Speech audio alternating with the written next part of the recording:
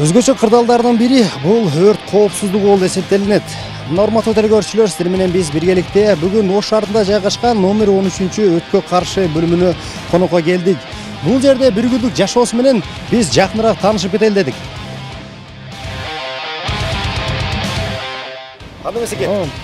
Мына жерден баштап бул биздин нөмөрдө турган бул жерден кирген чыккан текшерип турат. Ким келди, ким анан ушу 2 сааттан ушул жерде алмашабыз постто турушат. Келге кеткенде. Мына биз пост баштайлам. Жол баштайлам.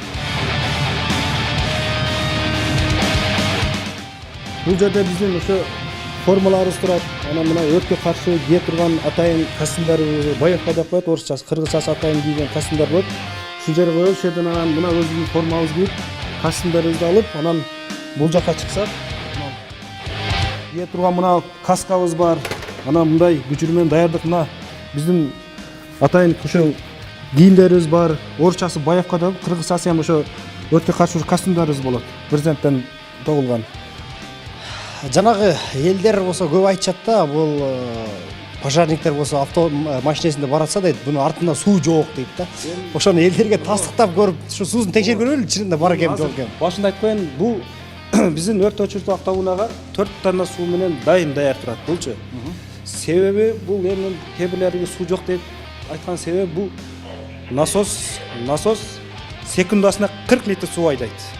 Бир дегенде 40 литр насос суу айдап берет. Ошондо бизде айттым го, А ствол бар, Б ствол бар дейт. 2 ствол. Биз А ствол менен иштесек 1,5 мүнөт, 2 мүнөттө суу түгөнөт. Азыр болсо мас чыгып сууну көрөбүз, Сууну көрсөк, чыгып.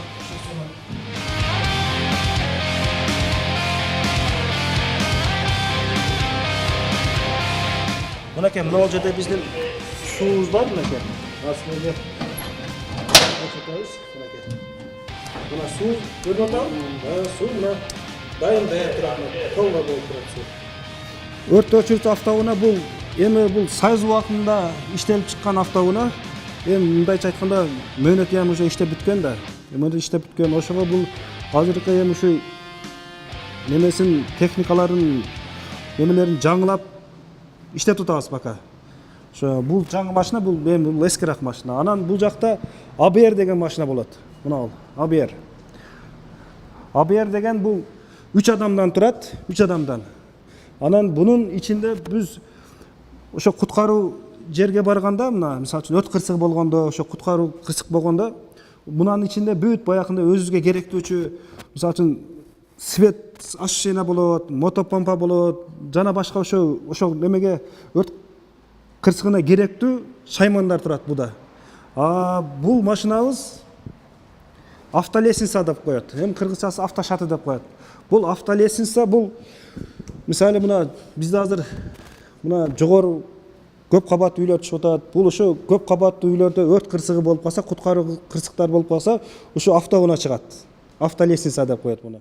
Анда келиңизчи, биргеликте биз ушул сиздерге чалуу келди, бир жерде күйүп жатат деген учурда, ошону мен сиздер менен кошо аткарсам. Жарайт, окшойт. Аткарып беребиз.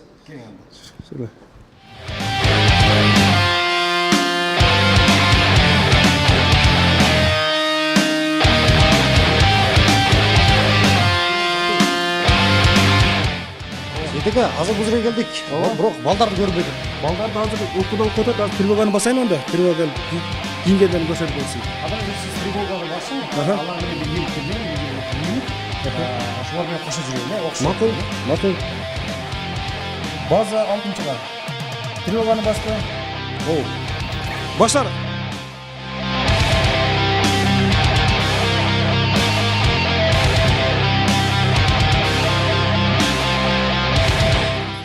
Он танасын, мына костюмду. Костюмду кийебиз. Костюмду. Костюм? Мына биздин мындай ремен болот, мунаны карабин деп коет, бул куткаруучу карабин деп коет. Муну тагасыз.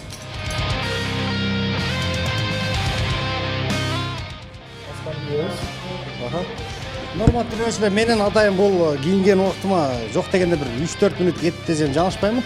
Сиз айтыңызчы, буну канча мүнөттө кийишим керек мен өзүм? Биз мына тревога басылганда биз чуркап келип, Эң отличносы 18 секундта кийишибиз керек.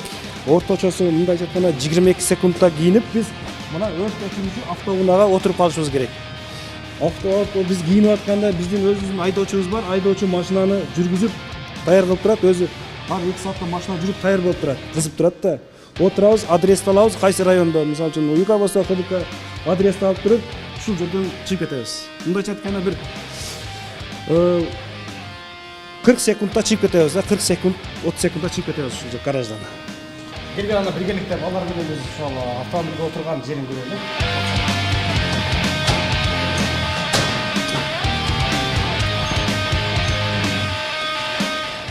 Мына урматтуу көрүүчүлөр, биз ошентип өрт өчүрүүгө даярбыз. Бул жерде биздин жамаатта 3, 4, 5, 6 адам Кудай буйруса барып кайсыл өрт болбосун өчүрүүгө даярданып турабыз. Эми сууну текшерип коюшуңуз, суу барбы? Жок, суу бизде суу дайыма толо турат. Бу жерде биздин мынакей прибор болот, мына алдыда мынакей сууну көрсөтүп турат мынакей. 4 тонна суу турат. Өзү бул автомобилге канча суу батат жана дегеле бул суу же болбосо башка кошумча нерсе? Жок, өзү буга 3 тонна 900 батат, ошо 100 литр менен 4 тонна батат да, 4 тонна неме кылсак. Анан 250 литр пеннасы болот буда. Кадимкиле жана Парашют, ол эми мисалы баягы кандай мындай заправкаларга, нефти базалар ошондойдо өрт кырсыгы болсо, ошо пенна кошулуп берет. Анан жөнөкөй өрт кырсыгы болгон болсо, аны суунун өзүн эле иштетебиз. Таза эле суу, эч кошумчасы жок. Эч бир кошумчасы жок, суунун өзүн эле иштетебиз. Сиз канча жылдан бери бул болду иштегениме жакшы. Биз эл журтубузду коргоп жүрөбүз. Кызмат жакшы. Бул жерде өрт куткаруу кызматында иштейбиз. Исменде болгондо болбой калат, болгондо болуп калат. өрт өчүрүүчү жаатта сизде эң оор эмне сизде ушул жак ишиңизде? Кыштын күнү оорураак да эми биздин ишибиз. Кыштын күнү суук күн. Жол пробка, машиналар жол бербейт.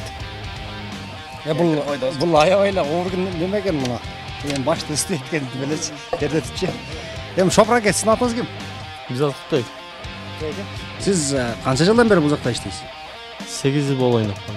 Сизге да 8 жыл болду. Сиз дайыма эле Шопур суу аркылуу же болбосо кээде барып туруп суу чачпайсызбы? Жок, дайыма Шопур болдубуз. Ошо сизден сурайлычы, кандай кызыктар болду эле ошо 8 жыл арасында өрт кызматында иштегениңиз? Кызыктуу окуяларбы? Эсте калгандары бирөө пожар деп чакырып барганыбызда баягы үйүн дезинфекция кылып аткан экен да. Курт кумурскалардан дым кылчу. Кошуналары пожар деп чакырып барсак, олар өздөрү атайын ошондо дымдап үйүн жабып коюпчу, эшикке чыккан экен да. Барсак пожар эмес дешип, биз балкондон кирип, айне терезесиненчи. Кызыктуу окуялар көп болот. Балдар уланып кала жаздап, беттерине суу тряпкалар коюп киришкен.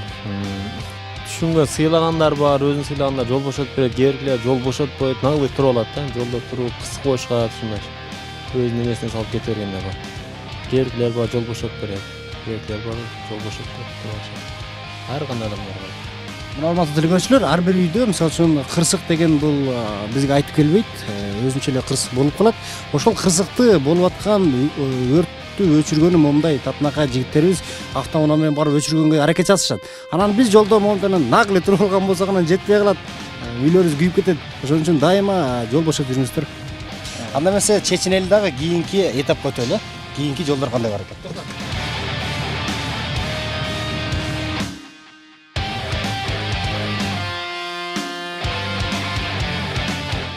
Келиңиз эми биз болсо бул жерде атайын балдар менен кийинип тревогага даярдандык. Эми эң эле бизге кызыктуу болгон жагы, сиздер бул ички жашоодо кандайсыңар? Ички жашообузду эми бизден бул жака барсак, биздин окуй турган өзүбүздүн бөлмөбүз бар, окуу классыбыз. Ошол жакка барып көрсөк азыр бар. Мына биздин окуй турган классыбыз болот. Бул жерде мына өрт куткаруу кызматы боюнча ошол жерде эми баягы өзүдө мына китептер бар, ошодо мына үйрөнүп, окуп, анан бизден үстүдө мына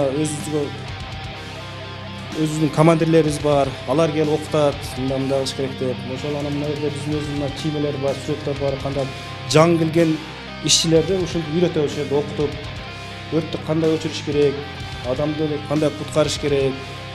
Ошол жерде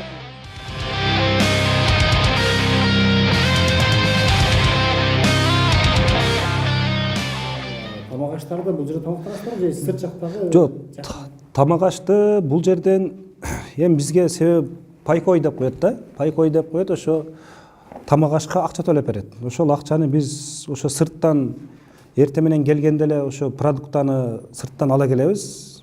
Аны ала келип, анан ушул жерде тамакты ушул жерде даярдап, ушул жерде обед кылабыз, ушул жерде ужин кылабыз. Эми сыртка чыгыш мүмкүн эмес биздечи. Сыртка чыгыш мүмкүн эмес. Эми бул жерде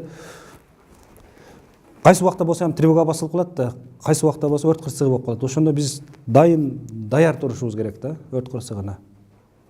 Ошол. Эми болбосо биз ошо тамак жасаган жерлерибиз бар, барып көрсөк, анан ушу дем ала турган жерибиз бар. Ошо бизге бир суткасына ошо 4 саатка уруксат берет дем алганы. Калган убакта ушу дайым даяр турабыз ошо өрткө. Келген биргеликте биз ошол сиздердин тамактанган ашкана. Майлы барып азыр ошо оокат кылган жерди көрсөк, мына бул жакта биздин бул жерде тамак даярдайт. Атайын эми бизде балдар бар, эми өчөк менен тамак жасайбыз. Тамак жасашат. Мына өзүбүздүн газ плитабыз, өзүбүзгө ушундай казан алып берген.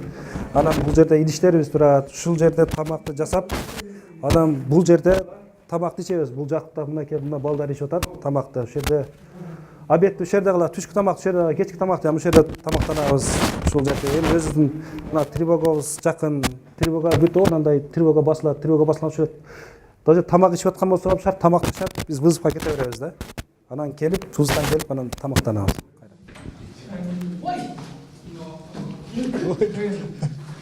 Мына жерде биз тамак ичебиз мынакей. Отуруп бербейсизби?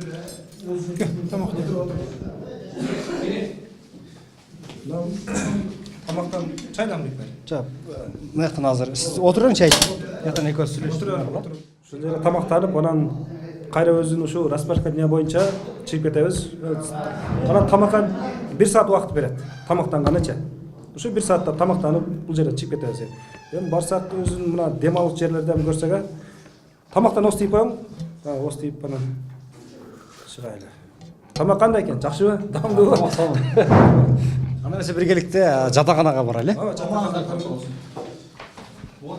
Бул жер биздин дем алуучу жайыбыз болот. Эми баягы нөмөттө 2 саат постто турат. 2 саат постто тургандан кийин эми бул жерде эми дем алышат балдар.